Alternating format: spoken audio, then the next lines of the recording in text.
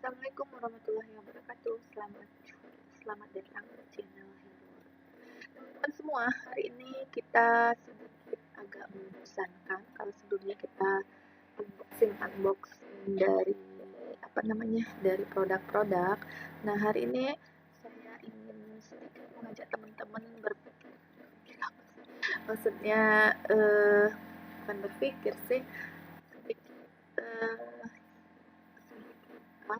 sedikit saya ingin memberitahu teman-teman tentang saya lagi ngerjain RPS salah satu akreditasi internasional dengan kurikulum berbasis OBE.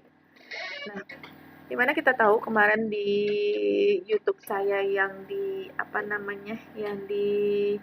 lecture live, bukan, yang di sini juga menyusun kurikulum berbasis OBE. Nah, kemarin kan kita sudah belajar tentang bagaimana kurikulum itu dirumuskan, teman-teman, bagaimana membuat PEO-nya, bagaimana mengaitkan antara PLO dan PEO-nya, kemudian bagaimana mengaitkan antara mata kuliah dengan PLO-nya. Nah, sekarang ini saya contohkan pada mata kuliah filsafat ilmu pendidikan. Nah, di mana teman-teman pasti sudah mengetahui kan filsafat itu seperti apa materinya ya. Itu kalau secara garis besar itu saya dapat menggambarkan bahwa filsafat itu adalah bagaimana manusia itu memahami hakikat apa itu. Kalau di pendidikan, apa itu pendidikan? Kalau misalnya filsafat tentang bagaimana bumi diciptakan, berarti itu bagaimana orang itu memikirkan secara ontologis, secara aksiologis, secara epistemologis, itu mengkaji bagaimana bumi itu diciptakan. Nah, seperti itu teman-teman. Nah, sekarang saya akan mencoba mengarahkan teman-teman, mengarahkan lagi, bukan mengarahkan sih, berbagi sedikit atau sharing sedikit tentang pengalaman atau sedikit pengetahuan yang saya peroleh. Nah, di sini saya mengembangkan RPS dari salah satu akreditasi internasional. Itu saya dapat mata kuliahnya filsafat ilmu pendidikan. Nah, di filsafat ilmu pendidikan ini hal-hal yang dikaji pada RPS adalah tentang bagaimana kedudukan pendidikan itu sebagai ilmu, baik ilmu murni maupun ilmu terapan. Kemudian hakikat manusia dalam pendidikan, kemudian pemikiran filsafat klasik dalam pendidikan. Banyak pemikiran yang dibahas di sini. Ada klasik, ada nativisme, ada behaviorism, ada pragmatism, ada empiris, ada rasionalism, ada liberal, ada digital, ada futurism, kemudian ada pancasilais, ada liberalis, kemudian ada beberapa Al-Farabi, Al-Ghazali, kemudian Kajar Dewantara, Ahmad Dahlan, kemudian Hasyim Asy'ari, yang dari pesantren, kemudian Al-Yunusiyah Diniyah Putri. Bagaimana saya menyusun ini ke dalam bentuk CO dari PLO. Nah, kalau di kita CO itu disebut dengan, kalau teman-teman biasanya di perguruan tinggi itu disebut dengan CPMK. Nah, kalau PLO itu disebut dengan CPL, sebuah mata kuliah. Di sini kami sudah menyusun kurikulum berbasis BE. Mata kuliah filsafat pendidikan itu kebagian bentuk PLO-nya begini: menunjukkan sikap kepemimpinan, bertanggung jawab, bekerja sama, dan semangat kemandirian dalam kehidupan akademik. Kemudian mengembangkan teori, konsep, dan pendekatan pendidikan seiring dengan perkembangan iptek dalam rangka menghasilkan karya inovatif berorientasi pada pemecahan masalah pendidikan. Nah, yang ketiganya itu bagaimana mengembangkan pendekatan model, metode, strategi pembelajaran berdasarkan filosofi pendidikan dalam masalah pembelajaran. Bagaimana kita melihat perbedaan antara PLO yang kedua dengan PLO yang ketiga itu dari sininya, ini pemecahan masalah pendidikan, ini pemecahan masalah pembelajaran. Jadi kita harus menyesuaikan juga CO-nya untuk kedua LO tersebut gitu ya. Nah, teman-teman kalau sekali lihat ini tampak mirip gitu ya, mengembangkan berbagai teori, di bawah juga mengembangkan berbagai teori dan pendekatan. Cuma dilihat dari sini, ini pemecahan masalah pendidikan, ini pemecahan masalah pembelajaran. Nah, tadi saya sudah menyebutkan konten isi dari mata kuliah filsafat pendidikan. Ada kedudukan dari filsafat itu sendiri terhadap ilmu lain, ada pemikiran-pemikiran filsafat yang ada pada pendidikan tersebut. Tentu itu akan mempengaruhi cara berpikir seseorang itu dalam memandang pendidikan, dalam memandang pembelajaran, dalam memecahkan persoalan atau menemukan ide untuk menyelesaikan persoalan-persoalan di bidang pendidikan dan di bidang pembelajaran. Nah gitu ya teman-teman.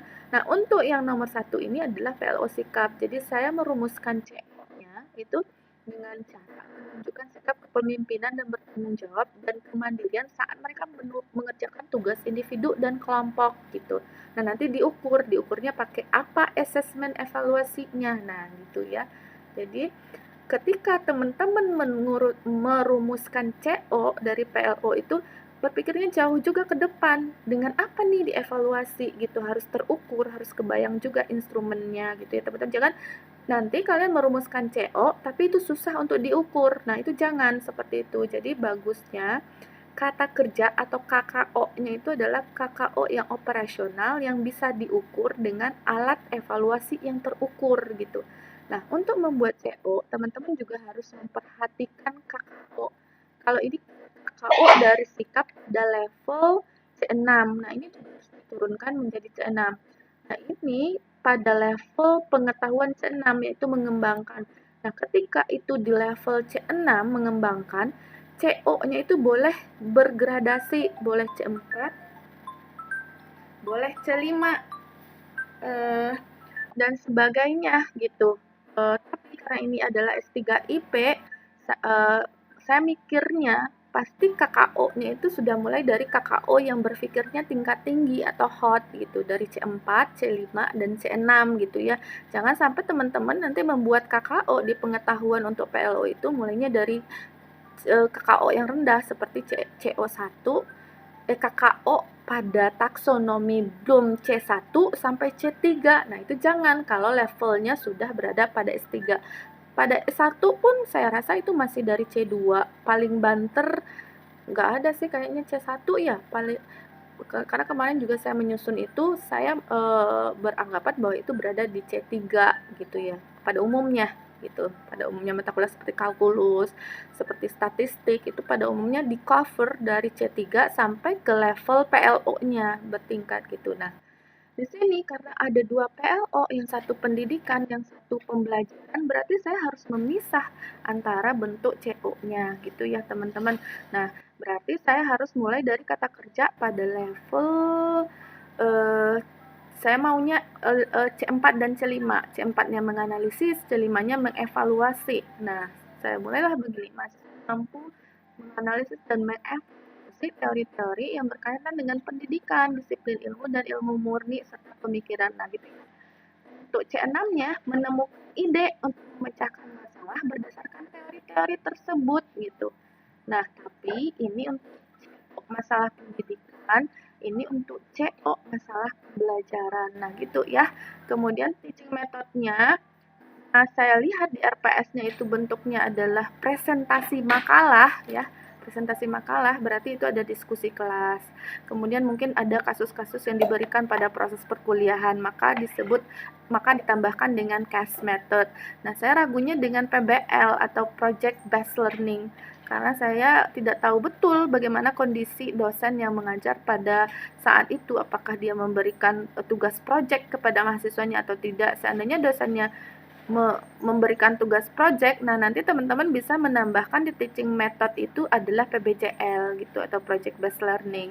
Nah, kemudian assessment method itu adalah bagaimana mengukur tercapaian CO-CO yang sudah kita susun, kayak sikap, berarti observasi sikap belajar, observasi partisipasi kelas. Nah, kemudian untuk yang CO2 yang untuk menganalisis itu bisa dengan tes, bisa dengan tes tulisan dan lisan, bisa dengan kuis, bisa dengan penilaian makalah dan lain-lain gitu ya teman-teman semua.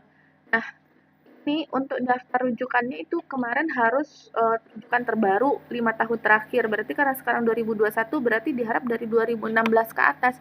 Cuma saya sudah searching beberapa buku filsafat itu memang tahunnya itu agak sedikit lama, tapi tidak dari 19 tahun. Jangan yang dari 1999 sekian banget gitu.